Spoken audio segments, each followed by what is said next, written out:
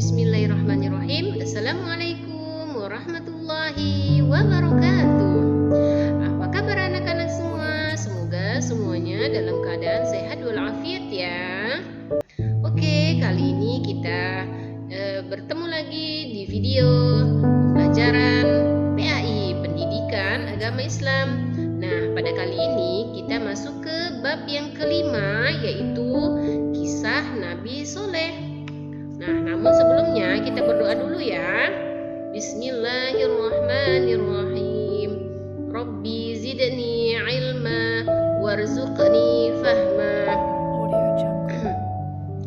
Untuk selanjutnya kita ketahui dulu nih tujuan pembelajaran kita mempelajari kisah Nabi Soleh. Yang pertama, anak-anak bisa mengetahui kisah keteladanan Nabi Soleh alaihissalam melalui cerita ini.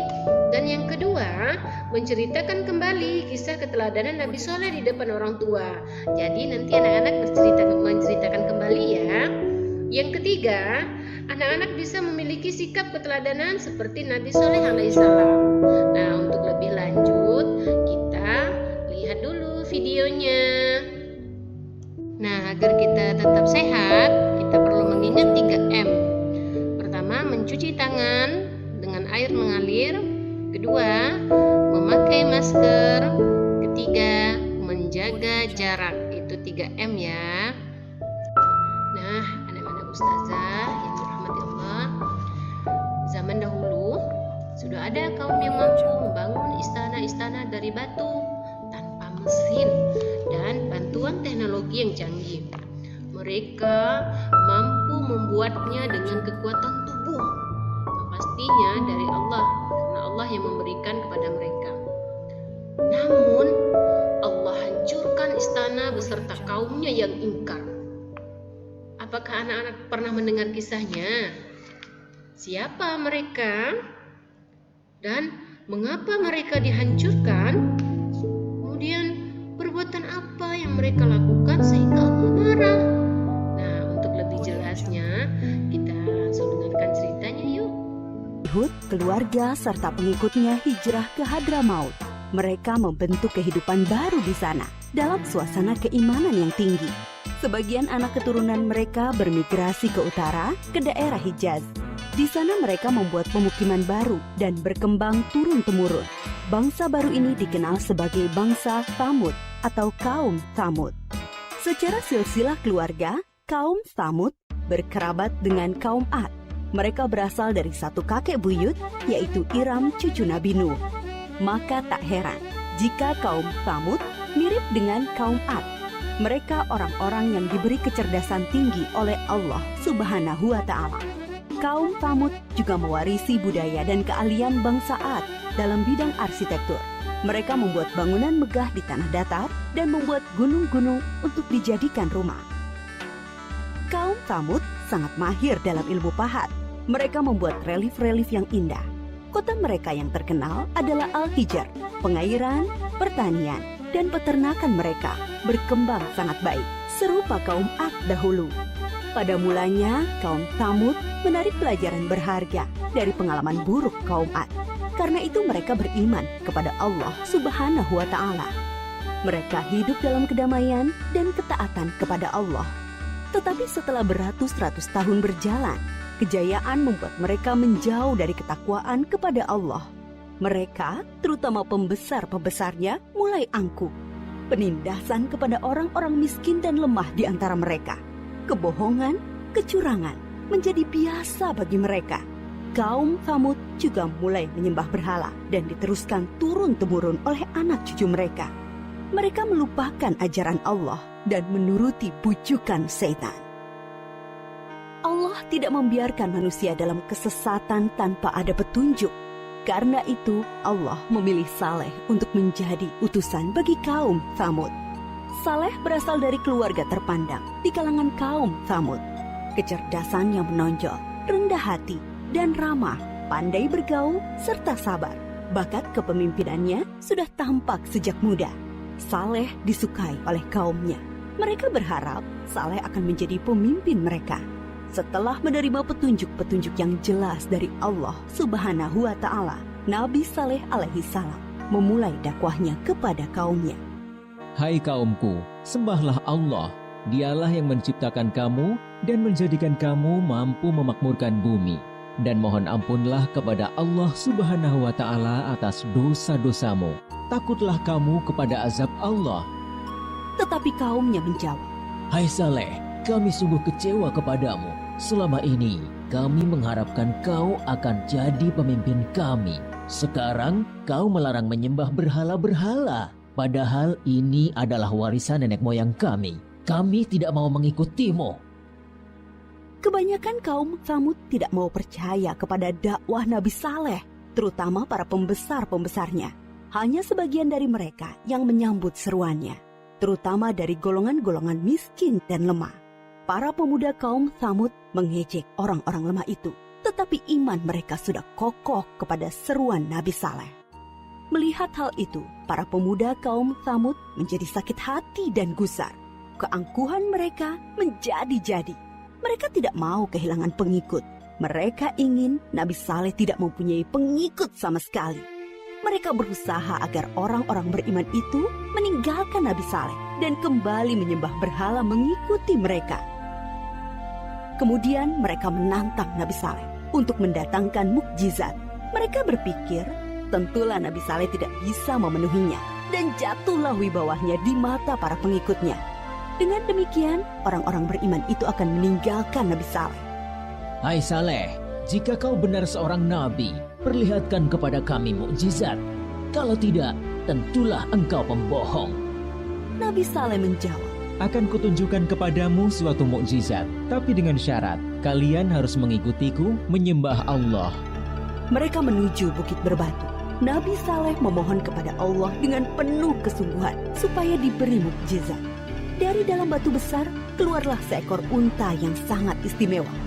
Besar, gemuk, berbulu tebal, sangat bagus, dan hamil 10 bulan. Para pemuka kafir sangat terperanjat. Kaum Tsamud memang ahli dalam memahat batu.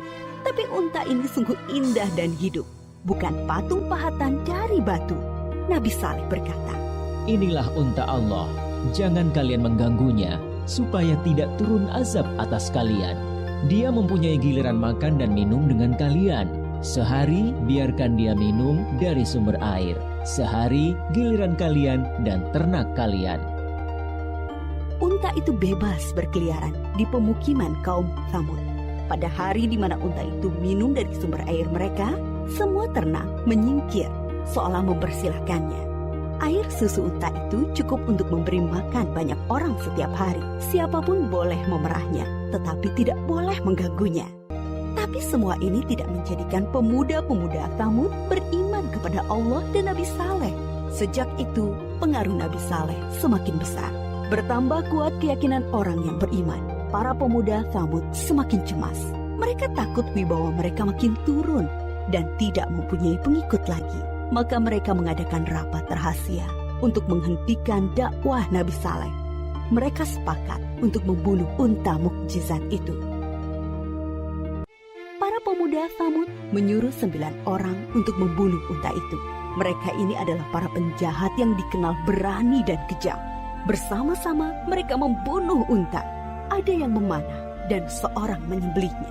Pemuda Tsamud mengumumkan pembunuhan unta itu dengan congkaknya.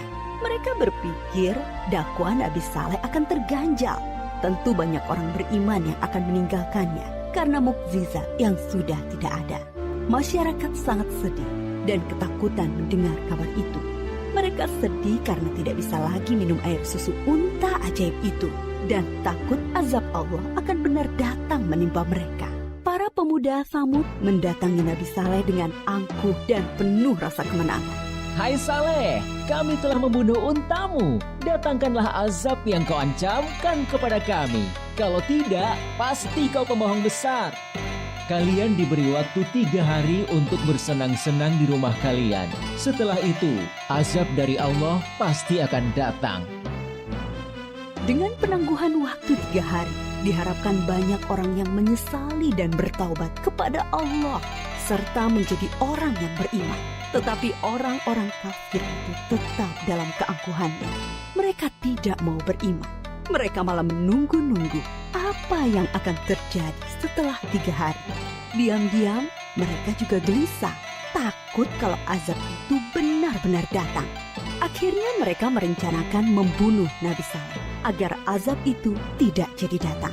Mereka mengutus kembali 9 orang yang telah membunuh unta untuk membunuh Nabi Saleh. Tetapi niat mereka digagalkan oleh Allah. Ke-9 orang itu mati ditimpa batu dari langit ketika menuju rumah Nabi Saleh. Nabi Saleh dan pengikutnya kemudian hijrah ke Palestina. Menjelang hari datangnya azab, Nabi Saleh sangat sedih meninggalkan Al-Hijr, membayangkan azab Allah akan menimpa kaum satu kampung halamannya. Aku telah menyampaikan kepada kalian ajaran Allah, tetapi kalian tidak menyukai kebenaran. Kemudian Nabi Saleh berangkat menuju Palestina bersama sekitar 110 pengikutnya. Setelah 3 hari berlalu, terdengar suara sangat keras menggelegar dari langit. Petir menyambar dan bumi berguncang karena gempa dahsyat.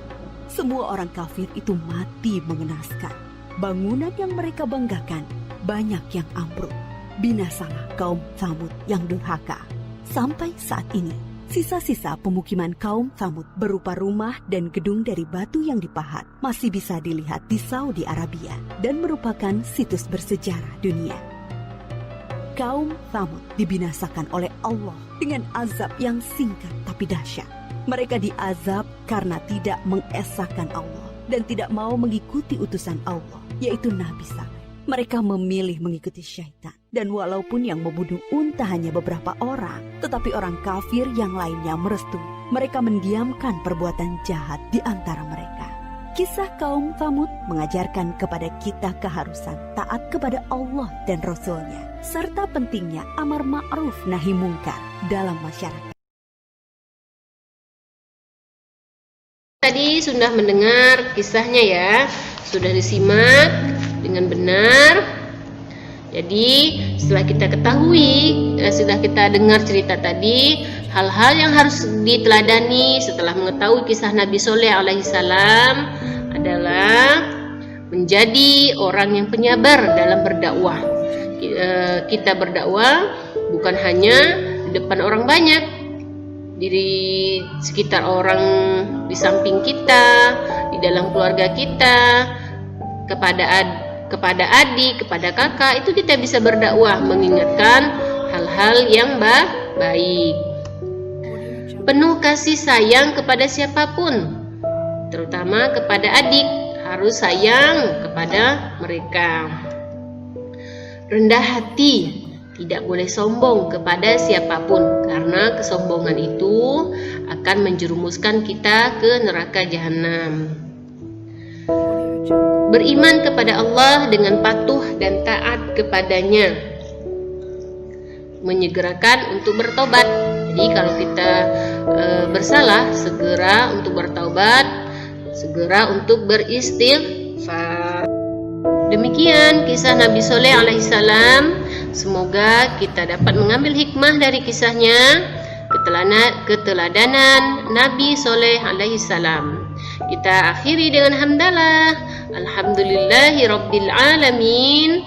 Assalamualaikum warahmatullahi wabarakatuh.